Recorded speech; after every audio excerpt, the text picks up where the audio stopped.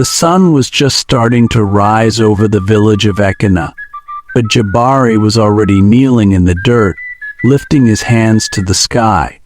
For many years he had prayed every day, every week for his farm to grow food. But each year, his land stayed dry and empty. Last night, something strange happened.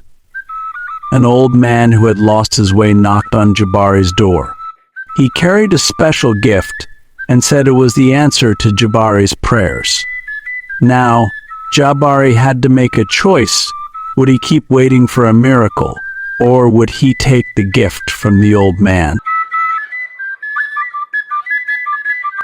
Jabari was a man who believed in God. Every morning before the sun was up, he would kneel in the dirt outside his small house, looking up.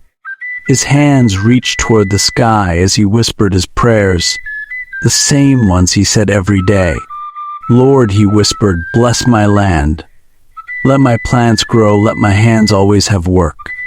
I trust in you. The world around him stayed quiet. His field stayed dry and empty, different from the big hope in his heart. For years, Jabari waited for his prayers to be answered. He believed with all his heart that God would help, that one day his land would grow food. But the land did not change. The dry winds blew through the village, the air hot and tough. Jabari's farm stayed empty, the once rich soil now dry. He had tried everything. He had prayed, he had worked hard, but nothing changed. Still, he couldn't give up. He trusted that God would help. One morning, as Jabari walked back from his farm, his best friend Ning called out to him. Brother Nakum said, carrying a basket of yams on his head, it is still early, but you look like you worked all night. Jabari gave a small smile. A man must work, even when the land refuses to grow food. Nakum's face changed. He looked at Jabari's empty hands and saw how tired he was. How long will you keep doing this? You wake up before the sun, work until it goes down, but your farm still looks the same. Jabari took a deep breath. God will help. I just need to pray more. But Nakum shook his head. Praying is good, Jabari, but even birds must build their nests before they have a place to sleep. Jabari turned away. He did not want to argue. Nakum did not understand, he thought. He could never understand. As Jabari walked closer to his small house, he saw his wife Amara standing by the fire where she cooked. Her arms were crossed, and her eyes were filled with worry. Amara was strong, wise, and patient, but even she could see how tired the waiting had made him. Jabari smiled at her, but she did not smile back. She gave him a cup of water, and he drank it slowly, enjoying the coolness in his dry throat. Jabari, she said in a gentle voice, tell me the truth. What is troubling you? I am fine, he said quickly, trying to sound strong. The land is dry, but God will help. Amara pressed her lips together. You pray so much, my love. But have you tried planting? Have you dug the soil? Jabari frowned, feeling hurt. I don't understand you. She took his hand, her fingers rough from years of hard work. Faith without work is like a boat with no paddle. You can sit in it all day, but it will never move unless you push it forward. Jabari gently pulled his hand away. Amara, you do not understand. God blesses those who believe. I just need to pray more. Her shoulders dropped. And what if he is waiting for you to do something? But Jabari did not answer. He could not. Instead, he turned away from his wife and walked toward the farm, leaving Amara standing alone, her heart full of worry. That night, as Jabari sat outside, the stars above him seemed to laugh at his waiting. His stomach growled, but he did not notice. He stared into the dark sky, lost in his thoughts. Was Nankum right? Was Amara right? No, he told himself. He would not doubt his faith. God would act when the time was right. He would wait for the miracle.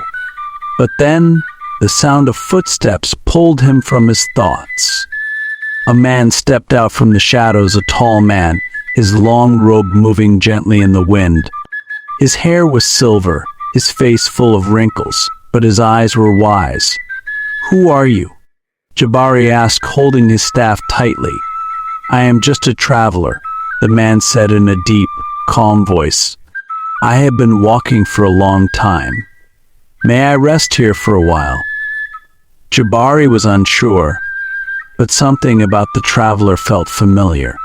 "Come," he said, moving aside. "Sit."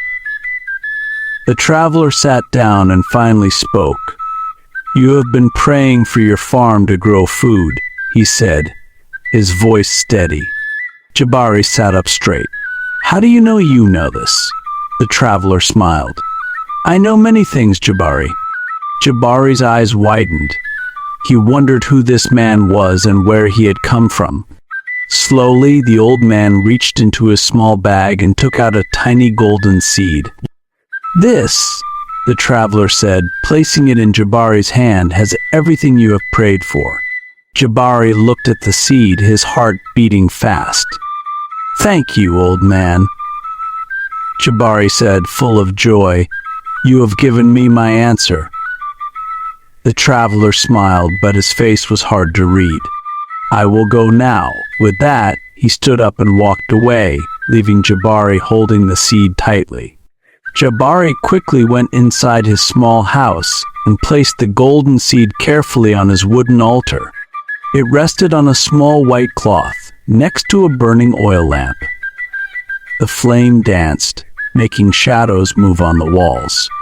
His heart was full of thanks. "This is my answer," he whispered. He knelt before the altar, bowing his head. His lips moved as he prayed, his hands pressed together. "Lord, I thank you for this seed. I will wait for you to bless it. I will be patient. I will believe." Outside, the ground was still dry. Amara watched her husband closely. Days had passed since the traveler came. Jabari kept his routine, praying over the seed every morning and night. He fasted, sang songs to God, and talked about his joy. But the seed stayed the same. It did not move. It did not change. And it was not planted. One evening, as they sat outside their small house, Amara decided to speak. The sun was going down, turning the sky orange and purple. The village was full of sounds, children laughing, mothers calling them home, men coming back from their farms with baskets of food. Jabari, however, was looking at the sky, deep in thought. "Jabari," Amara said gently. He turned to her, smiling. "Yes, my love." She paused, choosing her words carefully. "What will you do with it?" she asked softly. "What do you think will happen to the seed?" Jabari's eyes lit up with excitement as he turned to her. "It will grow, of course. God will bless it at the right time. I will pray over it," he said, his voice full of emotion. "This is the answer to my prayers." Amara frowned. "But how will it grow if it is not in the ground?" Jabari's smile faded a little. "Amara, this is not just any seed. This is a holy seed. It is not like the others," she sighed. "But all seeds, holy or not, need soil, water, and sunlight to grow." Jabari's face changed. "You do not believe enough." Amara's heart hurt at his words. "I do believe, Jabari, but I do not understand why you refuse to do something." Jabari took a deep breath. "God does not need my help. When the time is right, He will make the seed grow." Amara sighed but said nothing. She had never seen Jabari so sure, yet she felt worried. She watched him place the seed on his altar and kneel, his hands lifted in prayer. His heart was full of faith, and he whispered, Thank you, Lord, for this gift. I trust you to make it grow." Amara looked at him, seeing the deep belief in his eyes. She wanted to say more, to tell him he was waiting for something that needed his hands. But she knew he was not ready to hear it. Not yet. Word spread quickly in Ekena about the golden seed. Some people were excited. Others were not sure if they believed. "I heard the traveler gave him a seed that will grow without soil," an old woman whispered to her neighbor. "I heard he prays over it day and night," another villager said. "But what if it is just a normal seed?" Someone else asked, "How can it grow if it is never planted?" The people watched, and they waited. But as the days turned into weeks, nothing happened. The golden seed still sat on the altar, as still as the day it arrived. Jabari's days passed the same way. He prayed with all his heart, hoping the seed would grow, but every day it stayed the same. The seed sat quietly on the altar, always reminding him that something would happen soon. One night, after Amara had gone to bed, Jabari sat alone in the hut. The oil lamp flickered. The seed lay before him. He stared at it. Why was it not changing? He had done everything right. He had prayed. He had fasted. He had believed. So why was there still no life? Doubt crept into his mind like a shadow in the night. What if Amara was right? What if the villagers were right? What if he had been wrong all along? His fingers shook as he reached out, picking up the seed. He turned it over in his hand, feeling its smooth golden surface. It was light, lighter than it should be. His heartbeat grew faster. What if a strong wind rushed through the open window, making the oil lamp flicker wildly? The shadows on the walls jumped and danced. Jabari squeezed his eyes shut. "No," he whispered. "I must keep believing." He carefully placed the seed back on the altar. He refused to believe he had wasted his time. One day, as he knelt to pray, Amara walked up to him again, her face full of worry.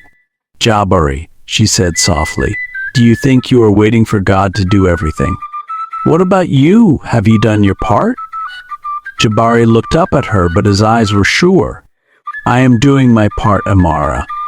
I am praying. I am waiting. God will help." But Amara's words stayed in his mind, and that night, as he sat alone in the hut, he started to wonder. Was praying enough, or did he need to do more? A few days later, the traveler came back. He stood quietly at the edge of Jabari's farm.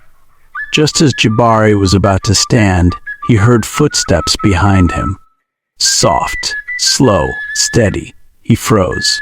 A man stepped in front of him. It was the traveler. Jabari's breath stopped for a moment. He had not seen the old man since the day he got the seed. Jabari was tired of waiting, but when he saw the old man, a small hope grew in his heart. The traveler smiled at him, and without thinking, Jabari ran to him. "I have been waiting," Jabari said, his voice full of both hope and frustration. "I have prayed, I have trusted, but the seed has not grown. What should I do?" The traveler's smile faded a little. Then he looked at Jabari. "What have you done with the seed?" Jabari's heart sank. "I have prayed over it. Have you planted it?" The traveler asked softly. Jabari's mouth felt dry. He did not move. "No," he said quietly.